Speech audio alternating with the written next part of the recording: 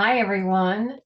I want to welcome you to the Transition Mastery Workshop this week.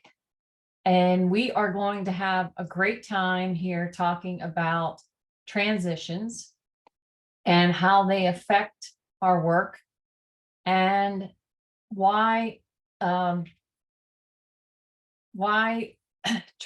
understanding transitions is going to help you sell more and be much more engaged in your work and your position. My name is Rhonda Petit, and I am a sales and mindset peak performance coach. I help individuals and organizations create more magnetism in their sales process and their mindset so that they develop a persuasive style that gets their customers to say yes. And magnetism really is all about channeling emotion in a positive direction for the benefit of all concerned. So this week, what we're going to be doing is talking about transitions. And today we're going to be focused on intentionally planning your legacy. And it's real important that you think about and plan and design your life, because when you do, you can get so much more satisfaction out of that process. There's your transitions that are going to happen along your career. Most people, when they start their career, don't really think this through. But those transitions are constant opportunities for you to have innovations and for you to innovate and reinvent and continually take your skills and build them up to the next level. So what I'd like to start with today is just kind of going through what we're going to go through on the week, share that with you. And then from there, we can move forward into the content for today's session. So let's start with, there's Sam. And I'll let people in. I'll let people in as they come on. Welcome, Sam. I haven't seen you in a while. How are you? So nice to see you. It's been a while. You're on mute. There you go. Sorry, I'm trying to see you. How have you been? Not too bad. How are you doing? I'm doing fabulous. All right. Is that just you and me? Well, we have people online. I'm on live on Facebook, and people tend to come in at different times, so I'll let them come as they're coming. But anyway, I was just going to start and share a little bit about what we were going to go through today. Okay. And this week. So today is really going to be about intentionally planning your legacy for your renewal and your reinvention.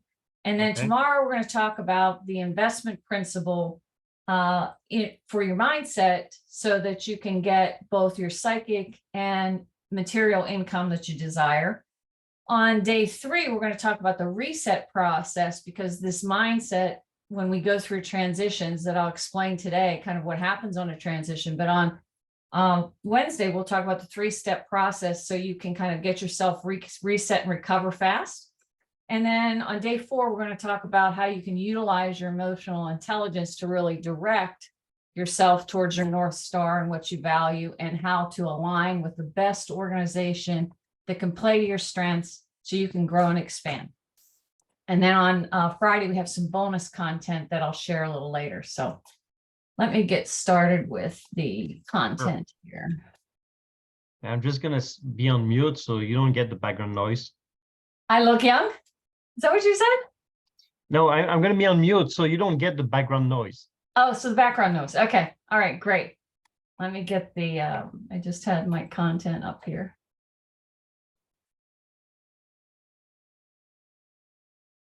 There. I share my screen. Oops, sorry. Gotta share my screen.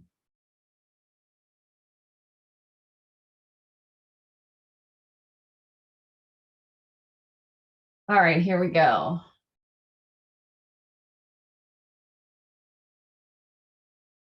There we go. Okay, let me try one more time.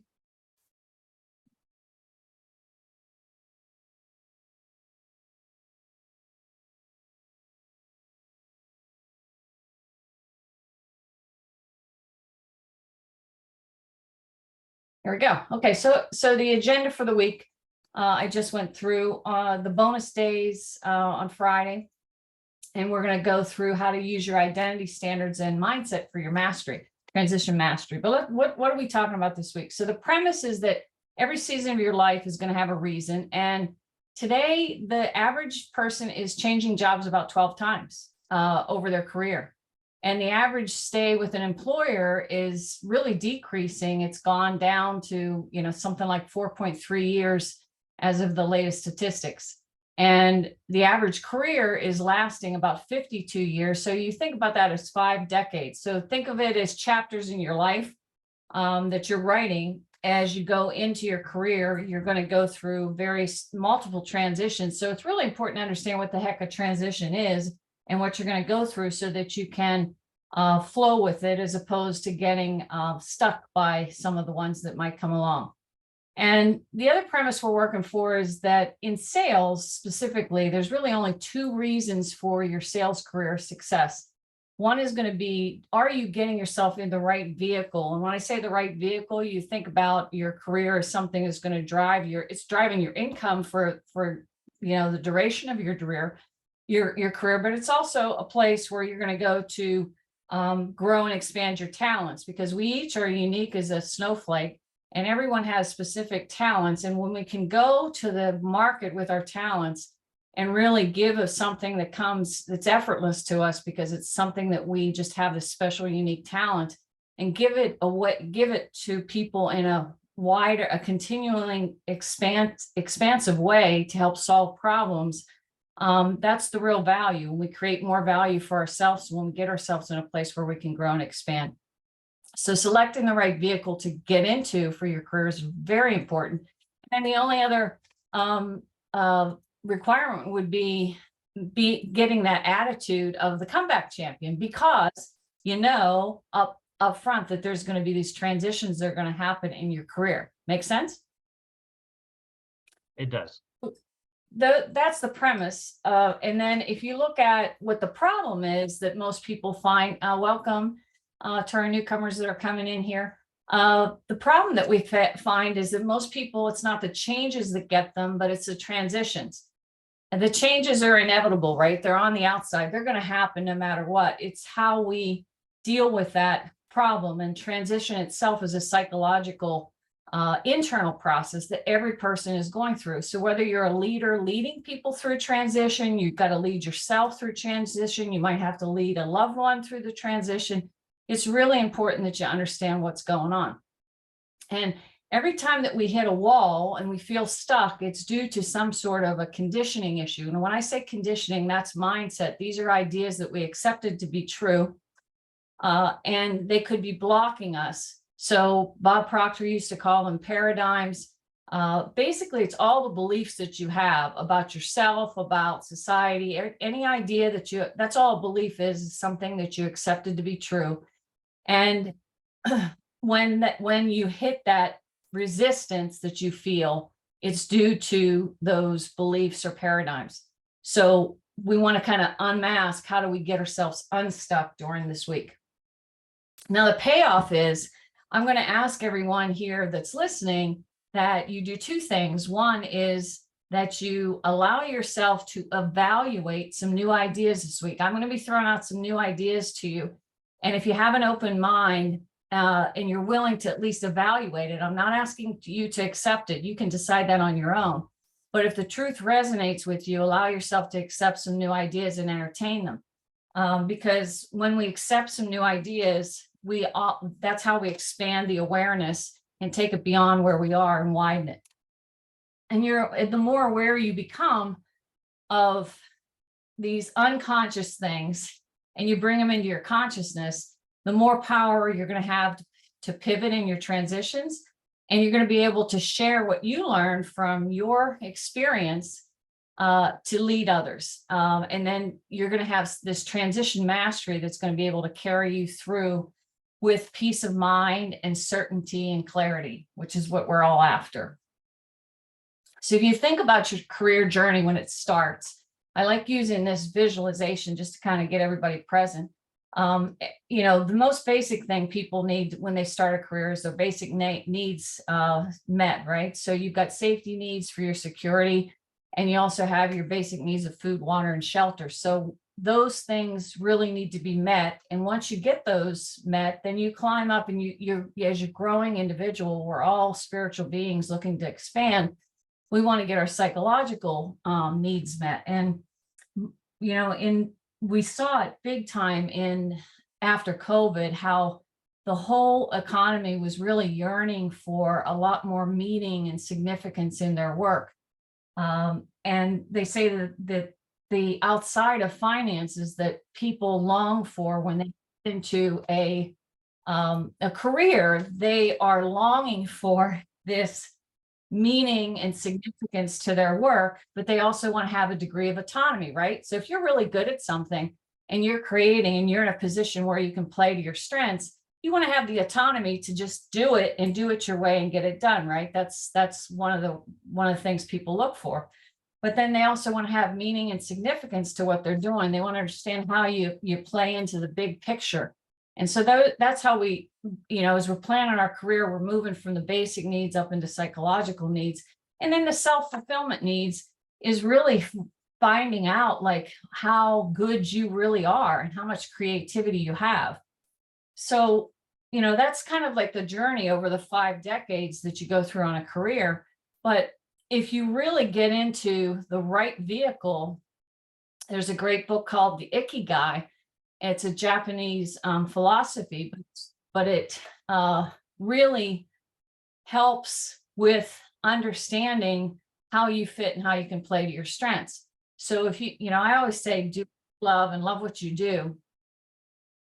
Because if you're doing something that you're passionate about, guess what that does to your vibration? If you really love it, like I love selling. I've been in selling for 38 years. And I mean, I just love it. I get excited every time I can go see a client, talk to salespeople, coach salespeople. That's what I do, but I love selling. But when you're in that zone and that passion, your vibration is very high. You're bubbly, you're excited. If you're not doing something you love, it's more duty as opposed to love. And so your vibration's lower. So finding something that you can love is important. Something the world needs is important, right? Because we want to serve in sales, even for any of the products that we do, what do? You serve a need or solve a problem. So, understanding how the world needs what you have and then being able to use it gives you a lot of peace of mind and satisfaction. And then you want to be paid well for what you're doing. And you want to do something that you're really good at, which means you're going to play to your talents. And when you can combine all 4 of those things, you get into something that supports your passion, your mission, your profession, and your vocation. You tie it all together. Now you're getting a good source of both your material and psychic income. And we'll talk more about that tomorrow. So if anyone has any questions, let me know. But this is kind of the premise, the problem, and I'm kind of setting you up for what we're doing this week. So I don't know how many of you have sat down and really analyzed your career or where you are in your career, but you're probably in one of these chapters. You're in your 20s, maybe when you're starting out and you're building your career and you're taking your strengths. You've got certain strengths from when you came out of college, and you're leveraging them in your first professional career job and trying to find your way. You're looking for mentorship. Probably one of the biggest things that we all wanted in our 20s was a mentorship program where we could go and really learn a trade so that we could develop our skills. And, in the background, on the personal side, you got the dating things and whatever. And all these things that are going on in the chapter of your 20s are things that you want to look at to figure out, what do I value most in this decade and what's going on with me? 30s, a lot of people start having families. They're getting committed into a relationship. Maybe they start saving for their retirement, or they could have done that in their 20s, but maybe they're moving into home ownership. 40s, you're going to leverage your strengths. That's when you really have built something up, and now you start leveraging that strength for more responsibilities and jobs where you can really contribute on a greater level. And then, you know, in your 50s, you're going to have kids in school, and maybe you have parental care things that you have to think about. And maybe you're starting to think about your legacies and into your 60s. So the key point of this is just to kind of recognize the fact that there's, in these 5 decades, there's multiple transitions that are going to happen with companies and what you want to do based upon personal, professional desires. And if you can get your arms around that and have a strategy of how you're going to go after it, that can really serve you. So what is a transition? There's 3, if you understand this, it take nothing else away, this will benefit you. There was a transition really consists of 3 steps. There's an ending to something. There's a neutral zone when productivity goes down, and then there's a new beginning. And if you can embrace and understand that these are a phase, this is the phase that you're going to go through, and not beat yourself up from it, you're going to benefit, because this is just the natural psychological process that we go through when something ends. So, you know, the ending of something, you know, can be bittersweet sometimes. It could be shocking sometimes. It really all depends on what kind of transition happens, but endings do happen. And after an ending, you have to kind of recalibrate where you're going next. And so that's the neutral zone. And it's normal that sometimes people may get stuck a little in the neutral zone. You just don't want to stay there too long. And a comeback champion really understands this and learns how he can pivot from the neutral zone into the new beginning. But then once you get a new beginning, most of us that have ever gone through, I don't know how many of you out there have gone through a transition that you didn't expect, but sometimes what you can see in the rearview mirror is that it might have been the best decision, that the best thing that ever happened to you.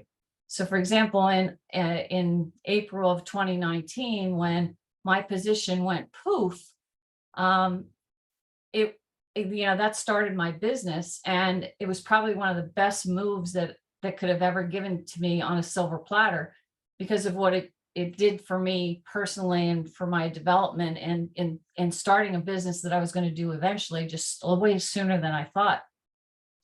So if you recognize that that's a normal transition, ending, neutral, beginning, and that you have to go through that psychological process, when you're selling, your customers are doing the same thing. I work in the medical device field, and many of you that are here in the medical device field, that's what we do. We come up with new technology that's going to the market, and our customers have problems, they have needs, and what we're trying to do is guide them through a transition to their transformation, but they have to go through the same process, an end of a way that they were doing something. They have to re-equilibrate to the new way, and then start and get excited. And the smoother, you know, and that takes time, and you want to be able to be skilled at guiding people through these steps when in the sales process. So I think if more people understand that and don't beat yourself up, but have that empathy for anyone that's going through a transition, that they have to go through those 3 steps, the more we can help and serve people in a greater, powerful way, as well as ourselves. Benefits transition, you're gonna learn from your mistakes, not your wins. You're gonna get a chance for a new innovation or revitalization, and you can learn how to manage these transitions, which is why we're here. There are definitely ways to manage them to get in a position to have a high recovery rate. Does anyone have any questions before I go on? So I want to make this interactive. So there's 2 types of career transitions that you can have: the ones you expect and the ones you don't expect. So, you know, you're here for one of 4 reasons. Is there's 4 types of people that would come to this workshop. Somebody's going through a transition now. Maybe you're starting a new job. Maybe you had lost a job that you didn't expect, Maybe you're leading a team through a restructure or a new transition, or maybe you're just looking to reinvent yourself or make a transition yourself because where you are, you're not getting a lot of fulfillment and satisfaction where you are. You know, it's either something that you're choosing to do on your own, or sometimes you can get these transitions that come unexpectedly. But when you're about to make that choice, you want to start going back to some of the things that I was talking about for the ikigai and where you are in terms of your development. And Steve Jobs, I love his quote. He said, for the past 33 years, I've looked in the mirror and every morning asked myself, if today was the last day of my life, would I want to do what I'm about to do today? And if that answer is no for too many days, he says, I know I need to change something. Can anyone relate to that in a position? Because I sure can. I've been in some positions where I knew I just had to get out. Can anyone relate to that? Anyone willing to participate here this morning? Caring is sharing and helps people out. Any thoughts?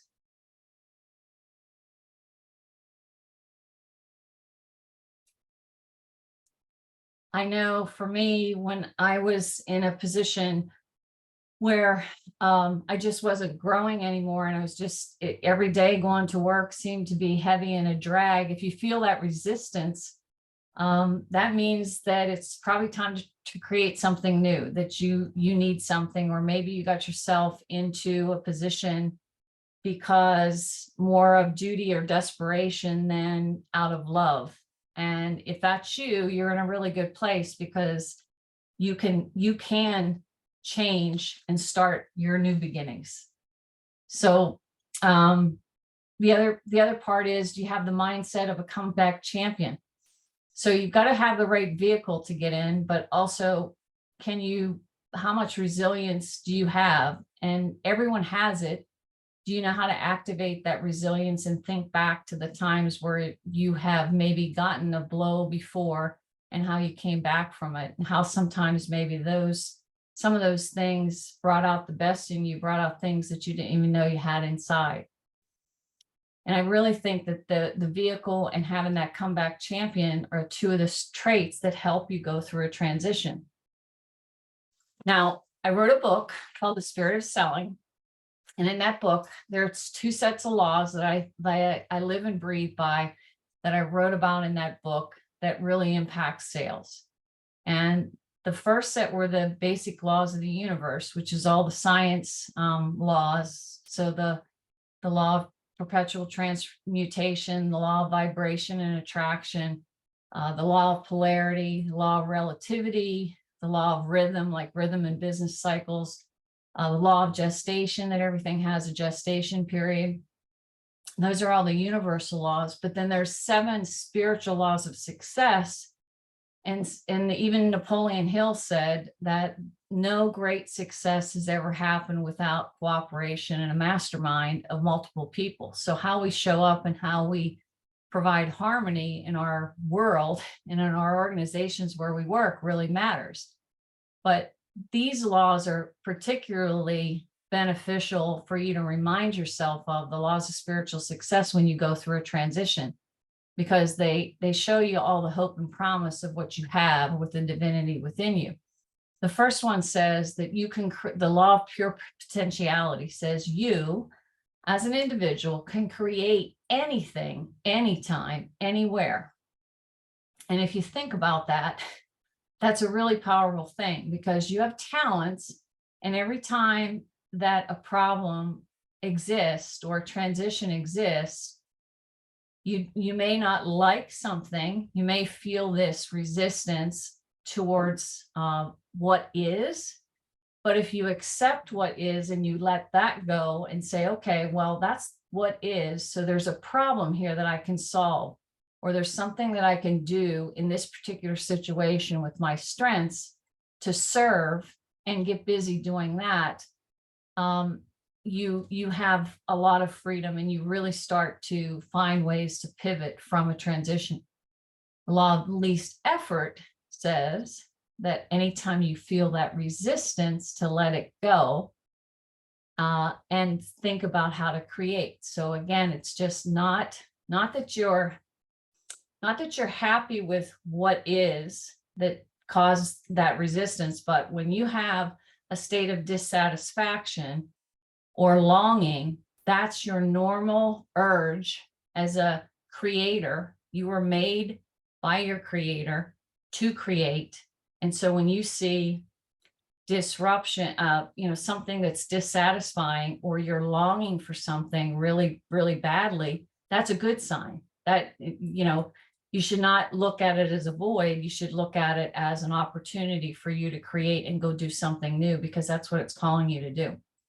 And when you do that and you play your strengths, it becomes effortless. It's not difficult to do what you're designed to do if you're playing to your strengths. Giving and receiving, reciprocity. This is a big one. So in sales, especially, the more we create value and the more we give, what we put out comes back. And so reciprocity is really giving, that spirit of giving first. So when you think about serving others and taking the good that you have or what you know and giving it out to everyone that you can, that's reciprocity. It's like pouring out everything you know to other people in advance, knowing that whatever you're putting out will come back. And the more you give and distribute your talents, the more that will come back to you. So when you're selling, it's always service of the client. And how can you serve them? How can you leave them with an impression of increase? How can you, provide them information, attention, appreciation, all those things that add up to making the other person feel heard, and feel that they've gotten some service from you. Intention and desire is really what drives clarity. And intention, I'll talk deeper on this, but today's whole premise is around intention, is giving you the empowerment and the clarity to do the proper action, which really helps in a transition. Knowing your dharma is remembering your why. So you've all got to understand that everything in this universe is here for a reason, and so are you. So you have a dharma, and the more you tap into that dharma and your why, when you're going through a transition, the easier it is to set a new intention for what you're going to do in the new landscape. And then detachment is the big thing that has to happen in a transition, because you got to let go of what ended. And sometimes that's the hardest part of the transition, is just letting that go and realizing that was a special time in your life, or that was, but it's no longer there, but there's something new coming that's going to provide you another opportunity to find out more about yourself and create and give more and feel more fulfillment. So you have to learn how to let go and look at uncertainty as your key to freedom, because it always is. If you go back and think about any event in your life, when you went into uncertainty, you got through it and you gained something new. And if you can just be present in the day, like right now, in the now, you'll get more joy. And then the law of karma is just be careful about, conscious of your actions, because anything that you're putting out, you're leaving as your legacy. And it's also help at creating your future. So specifically today, I wanted to focus a little bit more on intention and desire, because this is really important when you're going through a transition. Intention is how you put order back to, what is it about my legacy, my career I want to go through. So if you're going through any kind of transition in your sales career right now, you have to really say, at the end of the day, what's my intention? Because your intention is, you can have perfect intention. You don't necessarily have perfect action, but if your intention is pure as to how you want to give and serve, it's going to direct you as to what your next move is. There's no attachment to the how in an intention. When you set an intention, you're setting out, what is the impact that I want to leave with people? When I show up, how can I give? How can I serve? And so many of us in the medical device arena got into medical device because we wanted to improve the human condition. We got excited about science. We come out and you've got science, and you want to take it to the masses and make things better and improve the human condition, which means things are going to change, but you're all excited about that. So if your intention is pure in going to see a client, for example, and you want to help them, lower their cost, or you're helping your employer improve their profits or increase their revenue by gaining new customers, you're giving on both ends of the spectrum. Your intention is pure. So if your intention, if you're in a position where you're now all of a sudden maybe stuck or something changed and you have to make a move, you have to think, okay, where am I in my life right now? My chapters, if I'm in my chapters of 10 years at a time, what are the things I value most? What kind of time do I need to have with my family? What kind of time do I want to have at work? Who do I want to work with? What really lights me up? Like, what lights you up when you go to sell something? What is it that you're passionate about? And are you in tune with that? And then garner your action, playing that with your strengths to go think about what's my next move. So as an example for me, I'm in my, I'm going to turn 60 this year. So we have one grandchild and our other kids are older. I want to have a work-life balance so that I can go do things or play with grandkids and whatever. So I got in business for myself, and I'm, doing consulting work and coaching, and it fits my lifestyle. So if you're in a transition trying to make a new move, you have to kind of go through like, what's most important, what do I value, and what do I want? But when your intention is clear about like, my talent, I can sell, I can help organizations put magnetism in their sales process. I can evaluate. I mean, I know what my strengths are. I'm going to go where that's needed and where that could really help maybe improve the human condition, working with those companies. So you're the same way. It's like, what is my strength? What is your secret sauce?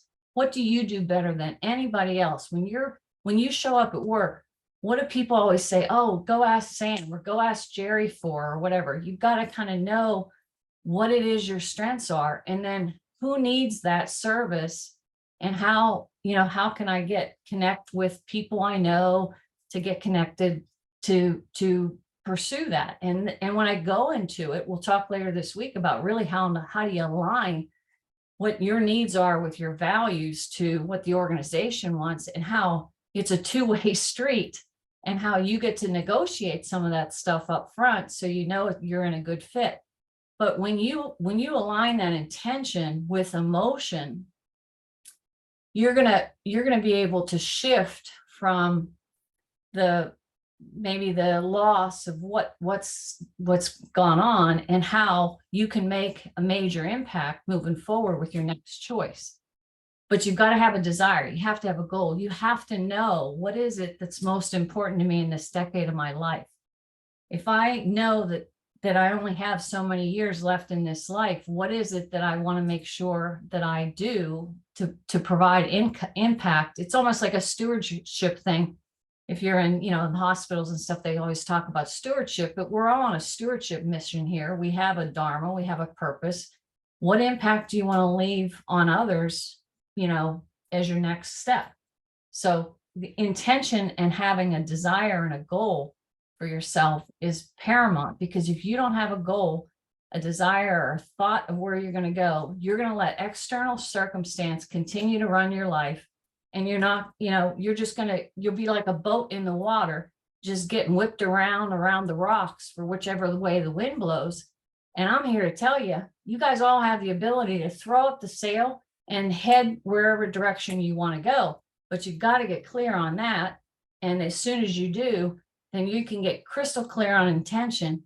And you're going to get to the point where you can build that up, where no matter what happens on the outside, you're sailing to where you're going, and you're going to do your mission, and that's it. And you'll find a way. So intention and desire, having that goal of what you want to do with your life and the impact that you want to make on others and the experiences you want to have, is extremely important. And that comes back to what has to go with that is you have to have the intention, but then you have to have the willingness to develop that champion mindset. And every champion knows their why and focuses on intentionality. When recency hits, they flip to intentionality. So when I lost my job, I said, I needed to focus on what I love. And I said, I love selling. I love coaching people. I'm going to figure out a way to do this. And that's what I did. But you have to flip from recency to intentionality, because it's always, the life is always happening for you. You've got to see everything as an opportunity, as a gift. Right now in our economy, as we move into 2024, this is some of the biggest opportunities of a lifetime. Things are dramatically shifting, just like they did during the Depression and post-Depression. That's when all these different people became millionaires. But why did they become millionaires? Because they were not thinking like the masses. They were looking at the opportunities that were ahead. And there are so many opportunities in the healthcare, medical device field right now. It's not even funny, but you have to be looking at where those opportunities are and seeing, not focused on the recency of events, but flipping to like what's going to be needed in this field that I love over the next 5 years. And how can where am I going to be best positioned to place my strengths? Yet most of us react to the outside circumstances with our senses, our 5 physical senses. And when you get passionate about your desire and your intention, you're not going to let what's outside control you. Everything's going to come from the inside. And that's what a champion mindset person does. They direct can anybody wave or tell me, have you read Think and Grow Rich? Anybody? Yes, good. Okay. So if you've read Think and Grow Rich, they always say that there's a secret in that book, right? Does anybody know what the secret is? Anyone want to put anything in the chat? The secret is that you have the power to not let your emotions control you, but have your mindset control your emotions and channel it to bring you anything you want. And that's what a champion mindset, someone that knows that's a champion mindset knows that they can do that. That's why they create instead of compete. That's why a Tom Brady or a Tiger Woods, they're never competing against the crowd. They're always competing to make themselves better, to take their game to the next level. That's really what the whole point of learning how to get that champion mindset in that book is all about, is how do I use my mind and my thoughts and then channel them with emotion for directing good and sharing my gifts and serving other people in a powerful way. And when you take a thought and you attach it to emotion, you magnetize. And when those thoughts are in order with intention, because intention gives order to that magnetism, you're going to be able to cause all kinds of wonderful things to happen. So it's, let go of your reaction and start observing more. Let go of your frustration and get fascinated and curious. Distribute your gifts and use all your thoughts and your plans today are always creating your future. So how much are you thinking about what you want and how you can versus what you don't have and why you can't?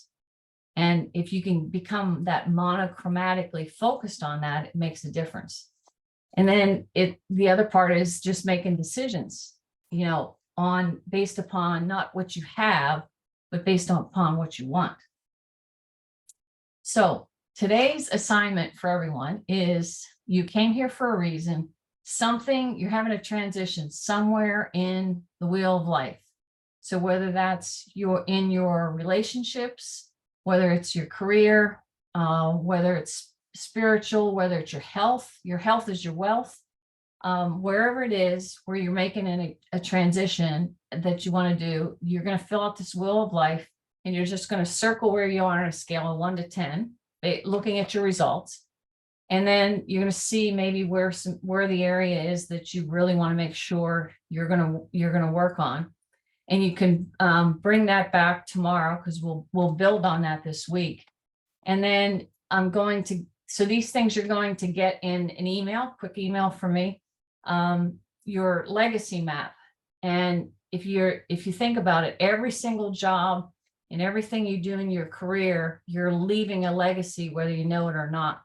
So what do you want your legacy to be? So what you're going to do with this little chart is you're just going to jot down all the different positions you might have had, depending upon where you are in your career, what decade you're in, and then think about, for the decade you're in right now, what do you value most, and what is most important to you when you choose your next move for your transition that you're in. So I'll open it up. Sam, Jerry, anybody else? Do you guys have any questions or comments, or where are you, or what would you like to get most out of this week? Well, this is Sam here. I think you nailed it down. It's to manage transition. Yes, manage transition. Yes. So does this make sense, what I said about the different chapters of your life, Sam? Oh yeah, these are classics. They're I think anybody can relate to that. Yeah. Yeah. Okay. So what the transition alignment. So tonight, to get you set for this transition workshop, it's real important that you have to see where you are. So that's why we do these 2 exercises with the wheel of life, just circling kind of where you are holistically from all aspects of life, and then what you did in your career to date and what is most important to you.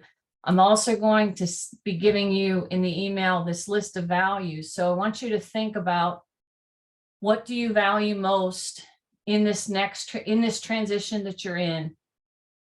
You obviously had an ending, but you're in the neutral zone. So as you're in this neutral zone, getting clear on your values and what you want, what impact you want to make as you make this next move is going to be really important before we go jumping into how to align with the organization that's going to be your best fit and all that kind of stuff. You have to kind of assess where you are, maybe think about what you learned in the last couple of decades and how you could really leverage that and play to your strengths. And then the other question is just listing out, what are your strengths? Because you have to get really in the zone on that. So you might want to call a couple friends and say, hey, what was it about me that you always lean, what do you think my top strengths are? Like, get some feedback from maybe family or old colleagues or people that work with you, because sometimes we don't recognize some of our strengths because we just do them automatically and we think that everybody does them, but you do it in your own way with your own special sauce. So taking that time to really assess where you are, because to get where we want to go, we first have to know where we are. So if you can, it won't take long to do the work, but just take some time, 15, 20 minutes, and make some notes, and then gather your insights of what you can see from your career and maybe some of the things that you've done in the past. Make sense? Everybody good? All right. Well, look for your email. And if you have anything else to say, I'm just checking the chat before we leave.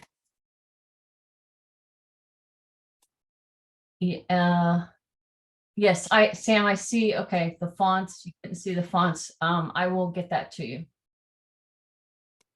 I will definitely send off the slides. Okay, thanks. See you tomorrow. And tomorrow we're going to be talking about the 2 types of income for psychic, so you can get your psychic and your material income that you desire. Sound good? All right. Take care, Rhonda. Bye-bye.